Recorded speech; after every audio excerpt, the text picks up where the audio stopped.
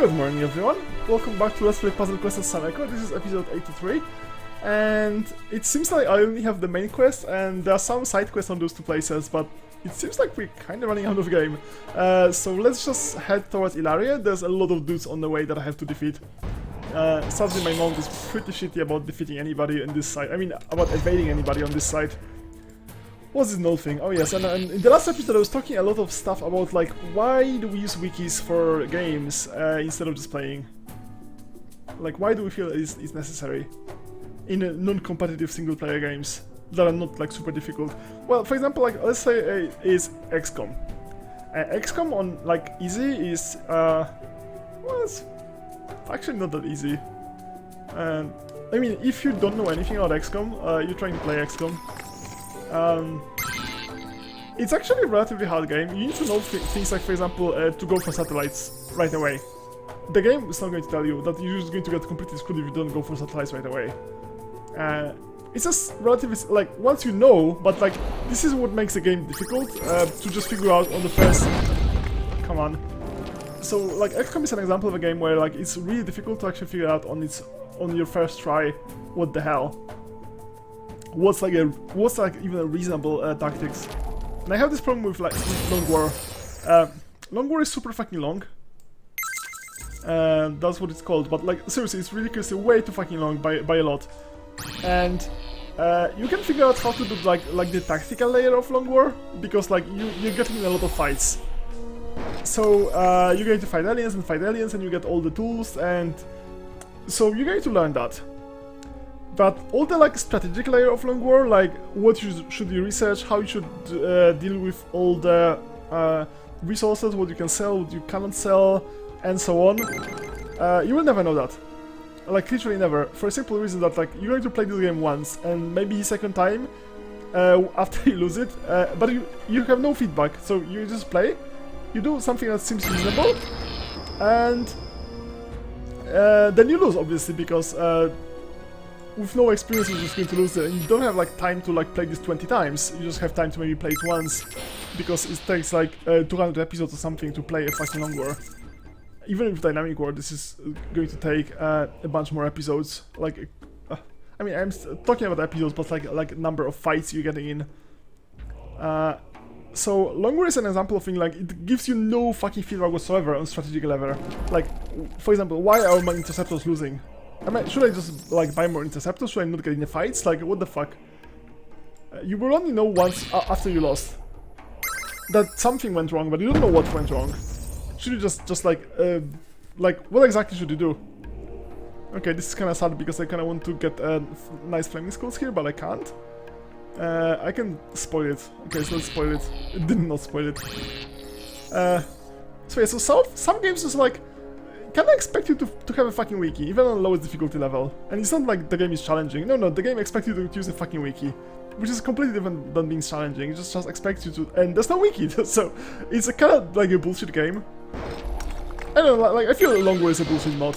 Like I understand they added more stuff, but it's not a mod like you can just like it just feels unfair. And not just for random number generator reasons, because there's also a problem that the maps are like way too small for, like, there's too many people and too many aliens on the map compared to what it was designed for, and like, and there's a lot of random bullshit that can happen because the map is too small. So oh my god, like I should just have a podcast instead of just playing this, so I can just talk about game design and stuff. This is like, what I'm talking about actually might possibly be interesting to some people, but it has no relation whatsoever with this playthrough, and I don't think many people are going to just start at episode like 82 or whatever, or 83. It's episode 83. So it's one of those things I'm probably like nobody's going to like hear anything. Maybe like 1 or 2 people are going to listen to this in the entire world ever. But that's the thing, like it's an enjoyable game, so I don't mind this, but like, maybe I should start a podcast in addition to that, like, that makes sense. Reviewing video games. Well, like, I guess like I kinda like write on like Google Plus and stuff about like video game design and stuff sometimes, some kind of critiques and stuff, but not all that much. Why is he almost dead? Like, not even like looking what the fuck is happening. I would probably play much better if I like talked less, but that would probably be much less entertaining.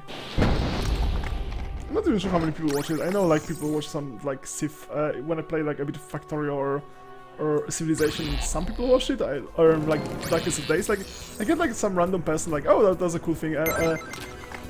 Not many people. That's not a large number. It's a very small number for that matter.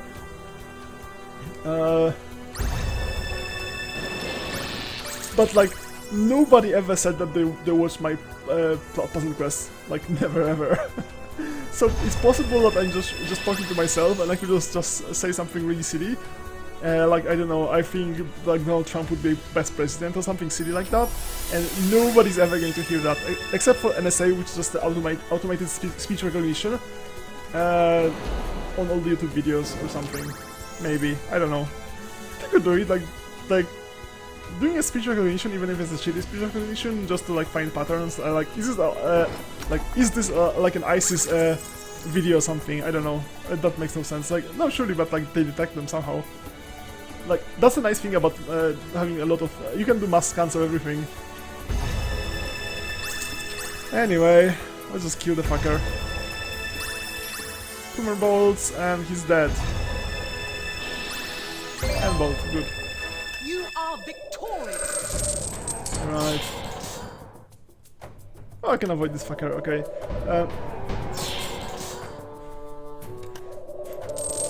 So yes, so the game should like... so like a properly designed game, I've said Civ 5 is an example of a very well designed game. You have a very, like the lowest difficulty, I mean not just a tutorial, but like the lowest real difficulty, like a second difficulty level out of 8. You can be like ridiculously bad at this and casual. And it's extremely unpunishing, like it will not punish you for anything. Even if you're playing a very dubious game, it's not going to punish you in any way. What do we get for it? Stronger wildcards versus 1 extra life. I don't think I ever lose that 1 life. Or 1 max water mana. I don't actually want max all that much. Yeah, let's get this.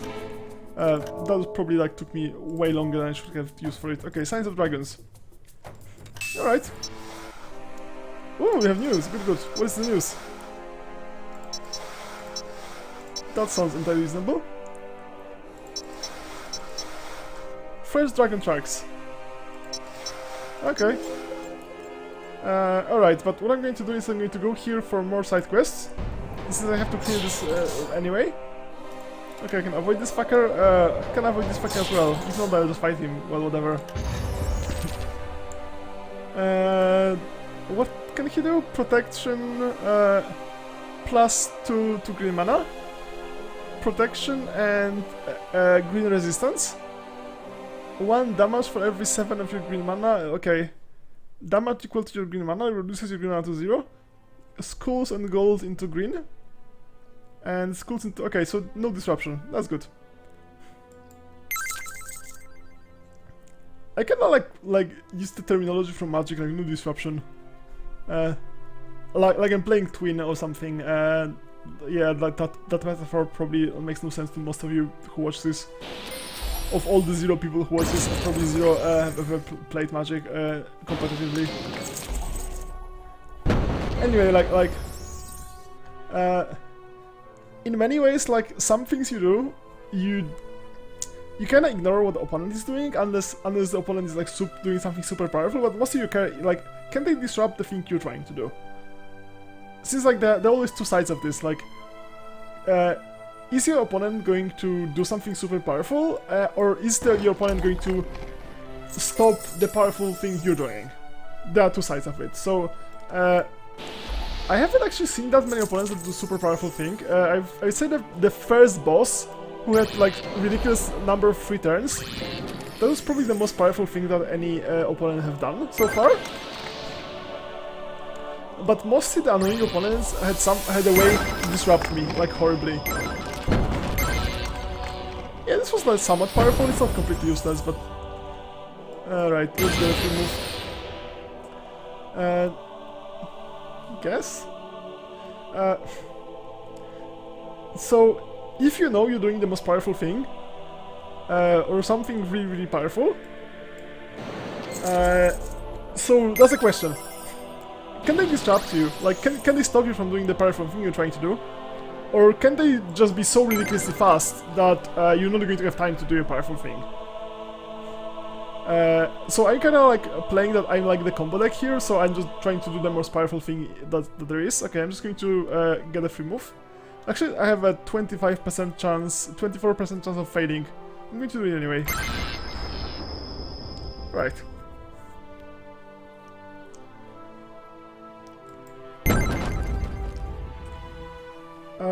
That was underwhelming. Okay, I could explode this. Can I make this fall somehow? Maybe? I can disrupt it here and get a lot of red mana, which I don't need. I could finger something, but there's nothing fingerable right now actually, so no. Let's explode, it's probably more damage, maybe, I don't know, maybe not. Oh, extra 10, okay, that's good. Like here? This one's going to explode anyway, so... Oh, or I could not do that, I could just get an... Okay, let's... Oops! Can I cancel this now? Can I cancel this in any way? Okay, I can cancel by right click. Okay, let's do this.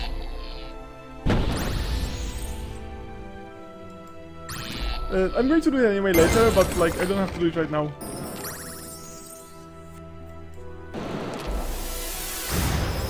Okay, a lot of damages. Don't really care. Okay, and now I can do the bolt, the fireball. Okay. Wasn't so good. Like he got too much out of it. All right, let's get a free move, and let's get this.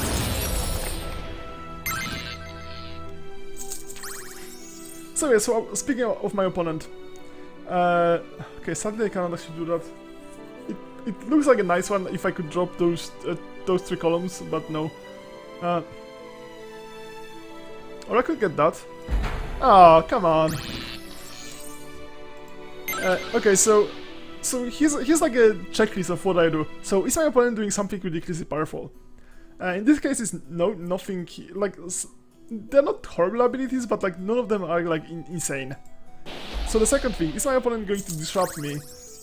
I mean, in no particular order, like these are the questions, but like that's the important question that you should ask. And this, like, he has no disruption of any kind. And the first question is he going to be so fast? Even if it's symmetric, like for example, just making a lot of skulls, so just the game just goes really fast. So is he so fast that I won't have time to do my thing? And the answer is no, no, and no. So I don't really care. Like, it's a weak opponent. Which is an unusual thing, because like, you don't think this way if you don't play Magic or think like that from other contexts. Most people think like just raw power of abilities, and in raw power actually it's not that bad. Like, these are nice abilities, but like they have no way to stop me, and like, so I kind of don't care all that much. I'm just going to bolt him like 10 times, maybe, unless there's some nice extra turn. Okay, bolt. He has 2% resistance from bolting. That's not much at all. Okay, I should just explode that now.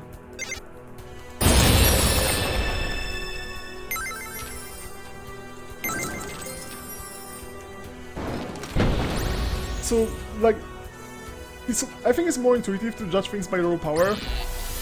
Like, this is a lot of 5 skulls, for example. This could be a lot, but like, what does it do? It doesn't, like... it will be useful as part of something, but it doesn't disrupt me. It doesn't steal my mana. It doesn't, like, ban me from doing anything. It doesn't end the game fast, because you need to combo it with something.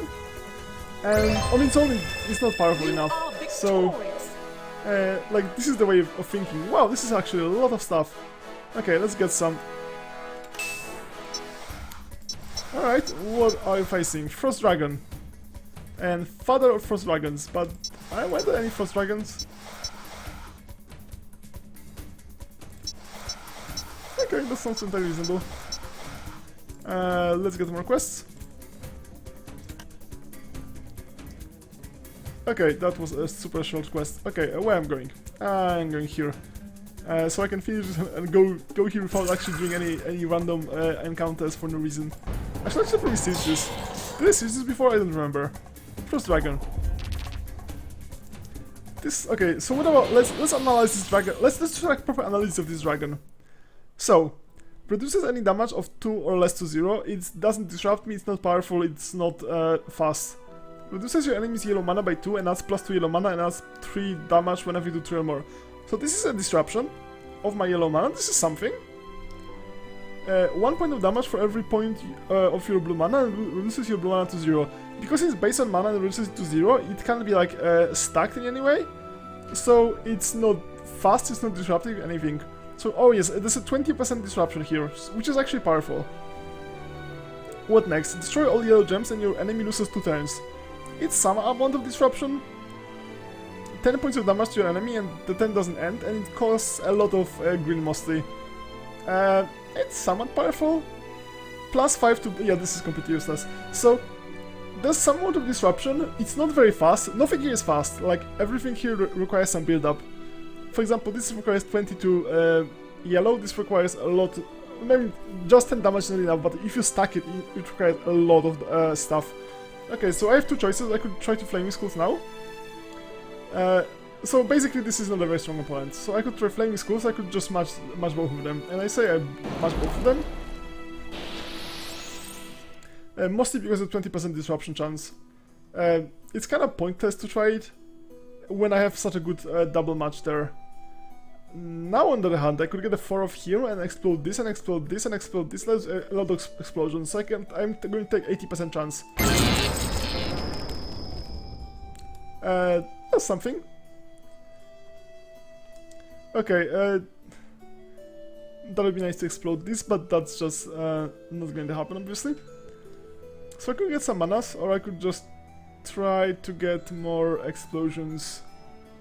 Don't have any reason to do 1 versus other. Okay, this one is going to cascade. Oh, an extra turn. This is lovely. And let's cascade. Another not completely expected extra turn. The thing is, every time you cascade, there's a small chance you're going to get an extra turn, so that's what you should prioritize. And also you get free mana, so why not get free mana if you can? Oh, was it there and I missed it? It's kind of hard to see, like... the game should just like have like a laugh track of some kind, like if you miss something really embarrassing, they should just laugh at you. It would be annoying as hell, but like, on the other hand, maybe it's just like a learning experience of some kind. Alright, that's safer, probably. Okay, that should be max. Channel is kinda useless. So he's like wasting all his manas to get this. 1 point of damage. Okay, so it kinda does damage, so casting this spell is like 9 mana to do 3 damage. In a very roundabout way. How the hell do I have so much resistance? Oh, is it my companions? Okay. I have so many companions that I have like 7 companions or something, or that I just like have no idea what the hell anymore. Right, so let's do this one. Right, so...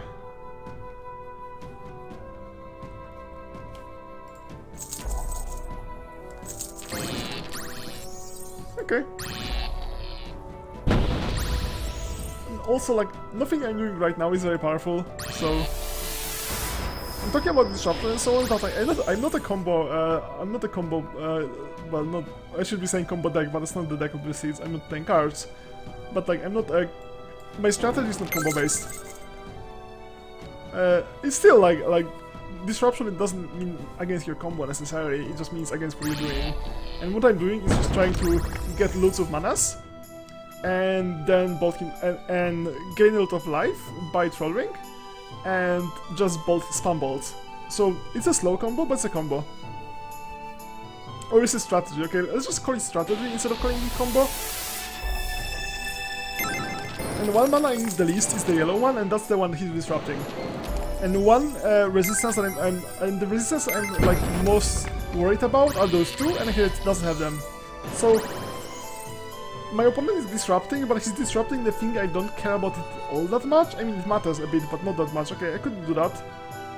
Just to speed it up. Okay, that will speed it up a bit.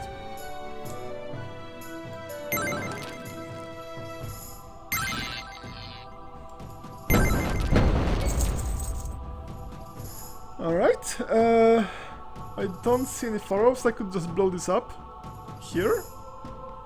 Wouldn't be the worst. Okay, see a follow-up here. Not a very good one, but it's something. So I could... Well, yeah, but there's 20% chance of just doing nothing. And I don't like doing nothing, so I'm just going to skull this. It's pretty low in life, so... just killing him fast is probably the best strategy. Right, I could ignore that and just... no resistance against this. That was actually very low damage. Let's just do that.